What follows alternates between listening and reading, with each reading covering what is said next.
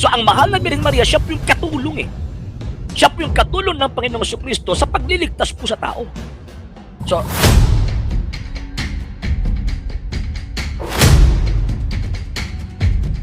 okay. Bakit ang mga Katoliko ay nagbibigay po ng veneration? Actually, yung term po kasi ng veneration sa religious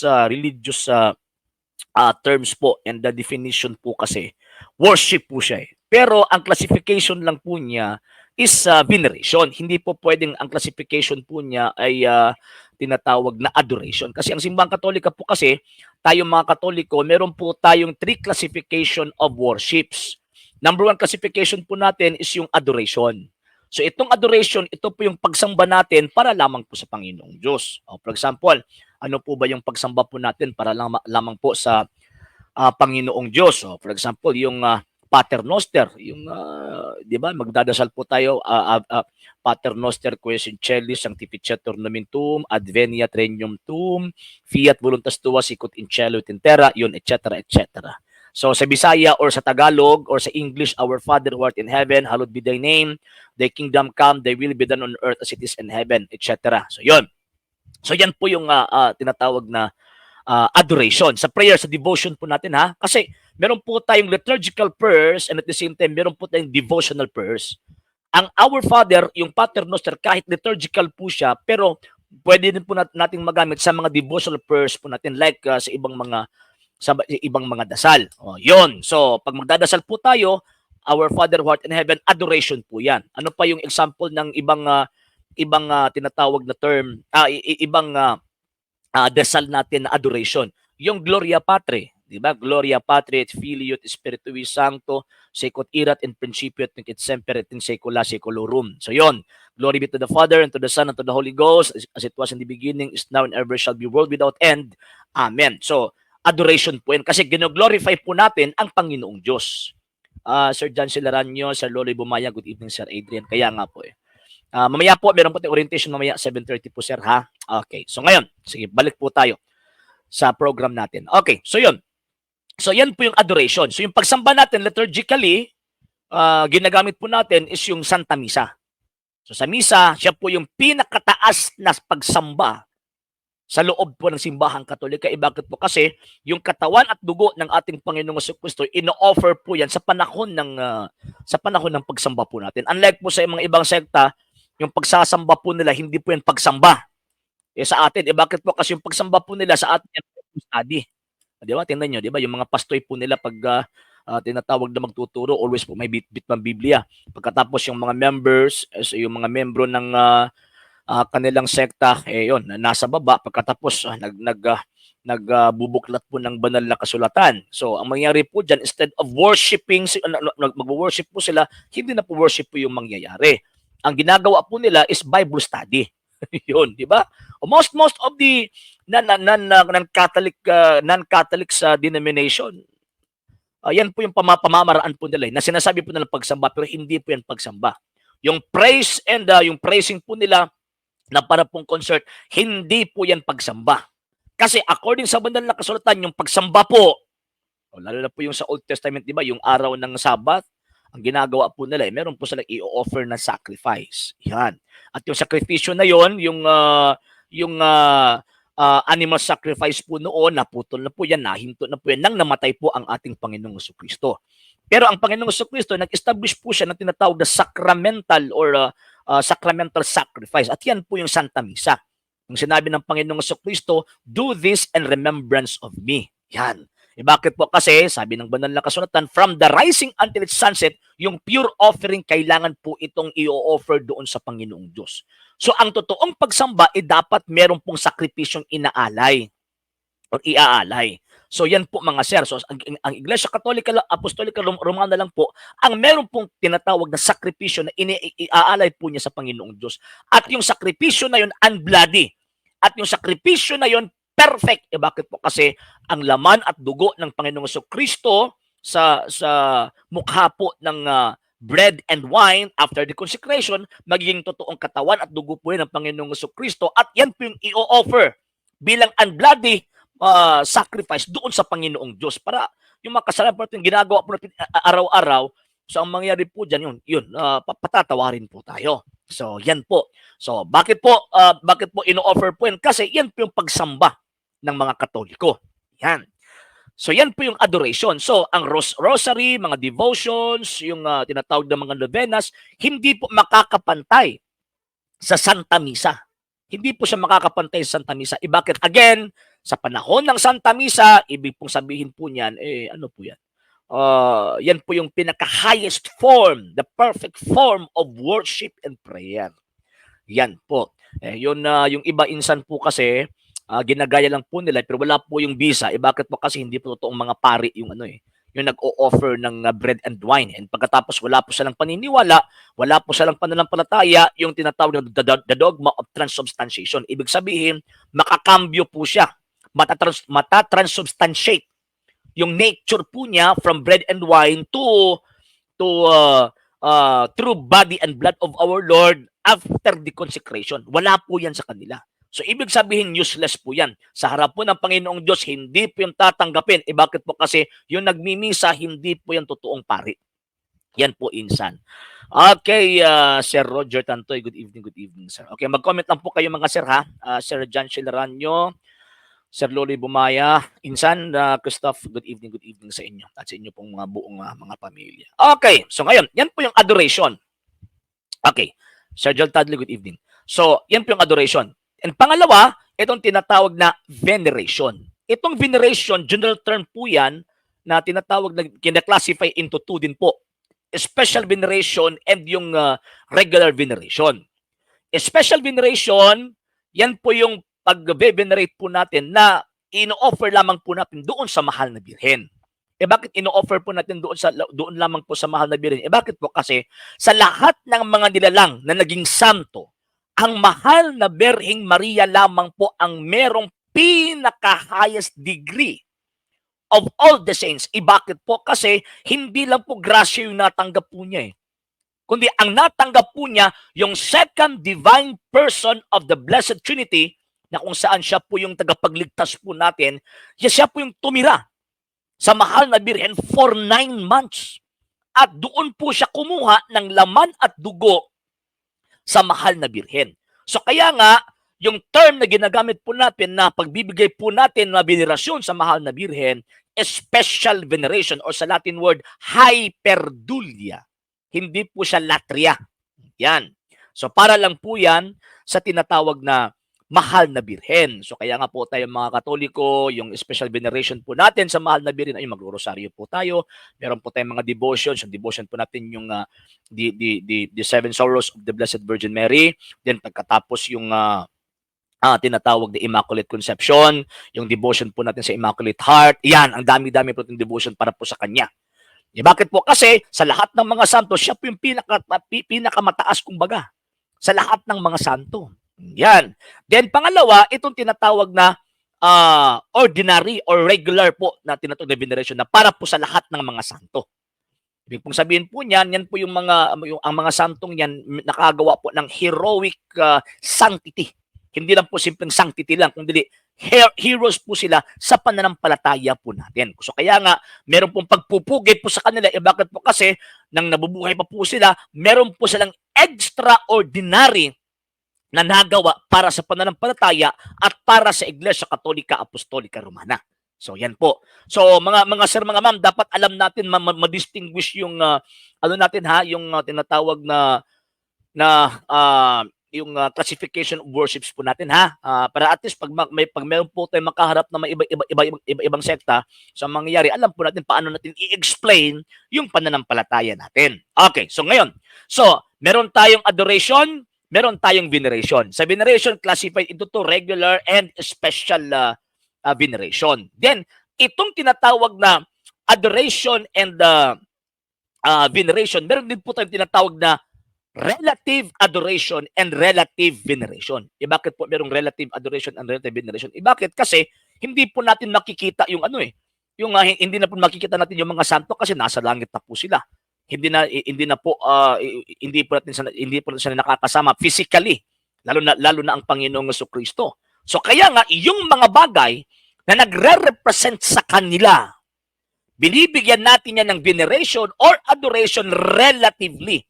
Ibig sabihin po niyan, in connection or in relation sa personang nire-representahan ng imahen or yung bagay na yan.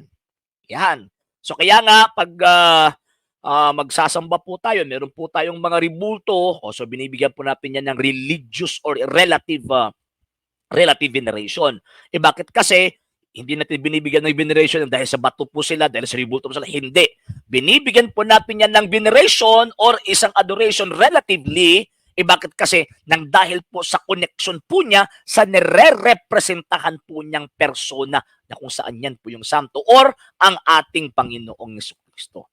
So for example, yung image ng Santo Niño, yung Holy Child, so relative adoration po yan. Bakit kasi ang nire-representahan po ng imahe na yan ang ating Panginoong Jesucristo. Hindi po pwedeng veneration. So ngayon, pag makita po natin yung imahe ng mahal na birhen, relative veneration po, relative special veneration. Bakit kasi yung bagay na yan, binibigyan po natin ng relative veneration nang dahil po sa mahal na birhen. Yan. In connection or with the relation of the person na nire-representahan sa bagay na yan. So, mas mabuti na po niyang klaro yung presentation po natin mga sir para mamaya, while nagpapatuloy po tayo sa atin pong tinatawag na discussion, alam natin yung mga terminong ginagamit natin. And pwede nyo po itong ma-review, itong video po natin after this program sa ating YouTube channel. Kasi yun, i-edit natin ito din pagkatapos ipopost sa YouTube channel natin. Okay, ano po yung veneration? What is veneration? Okay. What is veneration? Veneration is the act of honoring a saint, a person who has been identified as a high degree of sanctity or holiness. So ang veneration daw po, isa daw po itong gawa or action. Isa po itong paggawa na binibigyan po natin ng yung honoring pagpupugay ang isang tao or ang isang santo na kung saan itong taong ito na-identify po natin or na-identify po siya na meron po siyang high degree, mataas na degree concerning sa kanyang sanctity at sa or pagkabanal po niya. So yan po yung tinatawag na veneration. So again, magkaiba po yan sa tinatawag na adoration. So pag sinasabi natin pong santo, ibig po sabihin po niyan, yan po yung holy person. Isa pong banal na tao kung saan, alam natin or nalalaman po natin na yung pagkasanto po niya, meron po siyang heroic sanctity. Hindi lang po simpleng sanctity lang, kung hindi, heroic sanctity. So meron po siyang extraordinary na ginawa. Extraordinary na ginawa para po sa pananampalataya po natin at para po sa pananampalataya sa simbahang Katolika. So, yan po. And pinaniniwalaan po natin na itong mga taong ito, ang mga kaluluwa po nila, nandoon na po sa langit at nakikita na po nila ang Panginoong Diyos mukha sa mukha. So, yan. Ang santo, isa po itong banal na tao na kung saan, alam po ng lahat or known for his or her heroic sanctity. Meron po siyang heroic sanctity. Yung, ano ba yan sa Tagalog? Yung heroic. Di ba? Makabayaning pagkasanto, kumbaga. So hindi lang po siya tinatawag na santo lang, kung hindi makabayani. Talagang bayani po siya. So yan po yung santo na tinatawag natin at yan po yung binibigyan po natin ng tinatawag na pagpupugay. Bakit sabi ng Panginoong Jesucristo, 17:10 of St. John, sa pamamagitan ninyo pinaparangalan ako. So kung bibigyan po natin parangal itong mga heroes of the church, itong tinatawag na mga santo ng mga hero ng Iglesia Katolika, pinaparangalan din po natin ang Panginoong Jesucristo. Kumusta naman po ang mahal na Birheng Maria? So, makonsider po ba ang mahal na Birheng Maria na siya po yung tinatawag na hero? Yes! Bakit kasi ang mahal na Birheng Maria, ang mahal na Birheng Maria po, mga sir, mga ma'am, isa po siyang hindi lang po sa simpleng hero lang, hindi po. Kung hindi, siya po yung co-redemptrix. Kasama po ng Panginoong Jesucristo na nagligtas sa libutang ito. Na nagligtas po sa tao. Bakit po kasi sa Old Testament, mga sir, mga ma'am, magkasama po kasi si Adan at saka si Eva na yung naging subject po sila sa kasalanan. Sila po yung source ng sin. Sila po yung source ng death. So, Si Adan at si Eva. Ang katulong ni Eva, ang katulong ni Adan na makakuha po tayo ng kasalanan, makakuha po tayo ng kamatayan, si Eva. So kaya nga, in contrast po dito, sa bagong tipan, ang tinatawag na source ng kaligtasan or source ng buhay po natin spiritually, itong bagong Adan at saka bagong Eva. Sino po yan? Ang mahal na Birheng Maria at ang Panginoong Jesucristo. So ang mahal na Birheng Maria, siya po yung katulong eh. Siya po yung katulong ng Panginoong Jesucristo sa pagliligtas po sa tao. So ano po yung ginawa po ng mahal na Birhen para makakatulong po siya sa ginawa ng Panginoong Jesucristo na iligtas po niyang tao? Number one, yung obedience po niya. Yung cooperation po niya sa salvation na gagawin ng Panginoong Diyos. Ano po yun? Diba Hebrews chapter 9 verse 22? Babasahin po natin mga sir ha. Hebrews chapter 9 verse 22. Mas mabuti na po yung basahin po natin kaysa yun na i-reset lang po natin, diba? Okay, basahin po natin mga sir ha. Hebrews chapter 9 verse 22. Ito po. Ito na po. Babasahin po natin. Ayon sa kautusan, nililinis sa pamamagitan ng dugo ang halos lahat ng bagay sa pagsamba. At kung walang pagbubuhos ng dugo bilang handog sa Diyos, wala ring kapatawaran ang mga kasalanan. So walang kapatawaran ang mga kasalanan kung wala pong pagbubuhos ng dugo or pagbubuhis ng dugo. Kaya nga ang Panginoong Jesucristo, Hebrews chapter 2 verse 14, same po, kagaya po sa atin, nakakuha din po ng laman at dugo sa ating mga magulang. Bakit? Ano po yung reason? Para yan po yung gamitin po niya to destroy sin and evil. Yan po mga sir. So ibig sabihin, ang cooperation ng mahal na Birhen, yung obedience po niya sa kalooban ng Panginoong Diyos na gagawin po siyang katulong para iligtas po ang mga tao. Kaya nga po sabi ng anghel, Ave gratia plena Dominus tecum, benedicta tu in mulieribus et benedictus fructus ventris tui, Jesus. Ave gratia plena. Sabi niya, sabi ng tinatawag na anghel. Then sabi ng mahal na Birhen, bakit nagpakita ka sa akin? Ano reason? Ano yung tinatawag na rason? Sabi ng anghel, gagawin kang ina ng anak ng kataas-taasang Diyos. Di ba? Anak ng kataas-taasang Diyos, gagawin kang ina. Yun. Magdadalang tao ka at ang ipagdadalang tao mo, yung anak ng kataas-taasang Diyos. So, pwede pong hindi po tanggapin ng mahal na Birhen. Pwede po yun eh. Pwede po yung hindi tanggapin yun ng mahal na Birhen. Pero, dahil alam po niya na sa panahon po niya, magiging tao ang Messiah kasi hindi po alam ng mahal na Birhen, humanly speaking. Hindi po alam ng mahal na Birhen, siya po yung gagawing ina. Kumbaga, hindi po alam yun ng mahal na Birhen. So kaya nga, nang sinabi ng anghel na magiging ina ka sa anak ng pinakamataas o sa kataas-taasang Diyos. So ayun sabi niya, Fiat, be it done unto me according to thy word. Yan, di ba? So agad-agad nag-submit ang mahal na Birhen sa kanyang tinatawag na will doon sa kalooban at kagustuhan ng Panginoong Diyos. Yan po mga sir. So ngayon, ang nangyayari po dyan, so yun, ginawa po. Dahil tinanggap po ito ng mahal na Birhen, so same po. In contrast sa Old Testament, ang si Adan, si Eva ang unang tinawag na, ang unang kumontra sa kalooban ng Panginoong Diyos. So kaya nga si Adan, ayun, nahulog din po sa kasalanan. Ngayon, ang bagong Eva po, ang pinakauna nag-profess ng obedience before po naging tao ang kanyang anak. Yung profession of obedience. Okay, so ngayon, so ano nangyari? So yun, nagdalang tao ang mahal na Birhen sa pangalawang persona ng Santissima Trinidad. Kaya nga po, St. John chapter 1 verse 1. In the beginning was the Word, and the Word was with God, and the Word was God. Pagdating ng 14, and the Word was made flesh and dwelt among us.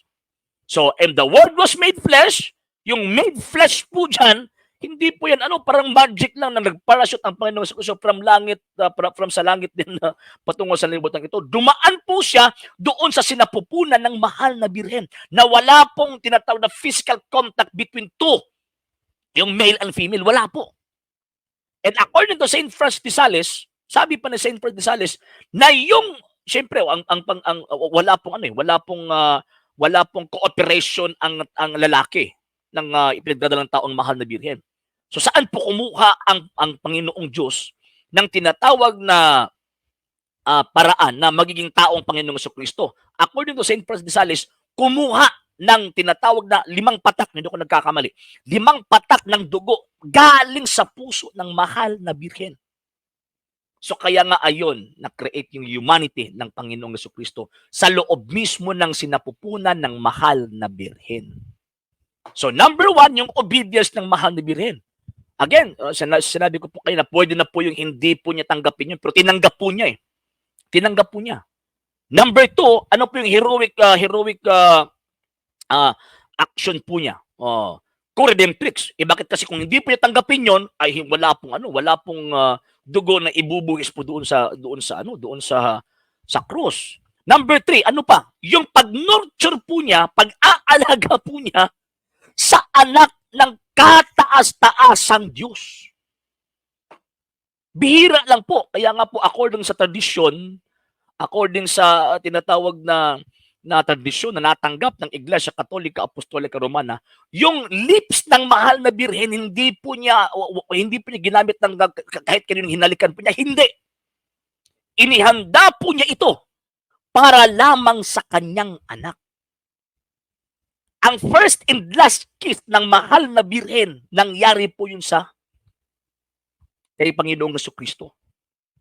Kahit na nga si San Jose, hindi po niya hinalikan yun eh. Kahit po San Jose, hindi po niya hinalikan yun. Bakit po? Kasi inihanda lang po ng mahal na birhen ang kanyang labi para anak. Nang isinilang po sa St. John, mga sir, mga ma'am, actually, according sa tradition ng pananampalataya, isa sa mga nag-alaga kay St. John, ang mahal na birhen. Pumunta po ang mahal na birhen, di ba? Yung St. Luke chapter 1 verse 43. Pumunta po doon kasi at that time 6 months month old si St. John sa loob ng sinapupunan ni Santa Elizabeth yung pagbisita ng mahal na birhen. 6 month old. So ngayon, 3 months po siyang nantili po doon sa bahay ni Santa Elizabeth at yun nadatnan po niya at naabutan po niya yung pagpanganak ni Santa Elizabeth. Ang pinakaunang kumarga kay Saint John the Baptist, hindi po si Santa Ana. Ang pinakaunang kumarga ang mahal na birhen. Pero never po niyang hinalikan ang batang Juan. Hindi po niya hinalikan. Kasi again, hinanda po niya yung labi po niya para po sa kanyang anak, na anak sa kataas-taasang Diyos. Ibig sabihin, Diyos po yun eh. Alam po niya na Diyos po yung magiging tao eh. Even Santa Elizabeth, alam ni Santa Elizabeth na yung ipinagdadalang tao ng mahal na birhen, anak sa kataas-taasang Diyos. Anak ng kataas-taasang Diyos. Yan, hindi po niya hinalikan. So, ibig pong sabihin, yung cooperation ng mahal na birhen sa pagbibigay dugo sa batang ito, na siya po yung Savior po natin, isa po yung pinakamataas na bagay na ginawa po as heroic action para sa pananampalataya at para sa tinatawag na kaligtasan. Kaya nga po, mga sir, mga ma'am, before po niya tinanggap, meron ng pagpupugay ang langit para po sa kanya eh. Kung titignan po natin yung banal na kasulatan, meron na pong pagpupugay ang langit para sa kanya. Ano po yung nangyari? Kasi yung term po kasi ginamit sa Latin na translation, ang term na ginamit ave. Diba? Ave gratia plena. Nang pumunta ang Anghel Gabriel doon, kasi si Anghel Gabriel, isa po sa mga prinsipe ng mga anghel sa langit eh. Hindi po isang low-level angels ang ipinal doon sa mahal na birhen. Isa po sa mga prinsipe na katuwang ni San Miguel, si Angel Gabriel. Nang pumunta doon, ang sinabi ni Angel Gabriel, Ave gratia plena. Siyempre, yung prinsipe ng mga kasundaluhan doon sa langit, pagtatawag po ng ave sa isang person, so ibig sabihin, kinikilala po niya yan na meron pong highest degree na mas mataas sa kanya. Di ba? Mas mataas sa kanya. Kasi sa monarchical nature po kasi, Pag dadaan po yung reyna, dadaan yung prinsipe, dadaan yung hari, yung lahat ng mga subordinates, lalo na po sa Roman Empire po noon, yung lahat ng mga subordinates, sisigaw po yan ng ave, ave, ave, mabuhay kumbaga. Mabuhay, mabuhay. Hindi po yan pwedeng isasalita sa mga ordinaryo lang na pag merong darating na parang mataas na katungkulan po sa kanilang lugar, hindi po sasabing ave, hindi. Para lang po yan sa tinatawag na merong royal function sa isang kaharian. So, ibig sabihin, sa makatwid, nang pumunta si Angel Gabriel doon sa mahal na birhen, syempre, again ha, isa po siya sa mga prinsipe ng mga angheles doon sa langit. Pagkatapos nagsalita po siya na ave, ibig sabihin, kinikilala po ni Angel Gabriel ang mahal na birhen na mas mataas sa kanya. Ave, gratia plena. Bakit sinabi ni Angel Gabriel na gratia plena? Kasi alam ni Angel Gabriel na itong babaeng ito yung preserve ng Panginoong Diyos, binigyan or nilagyan muna niya ng grasya before po niya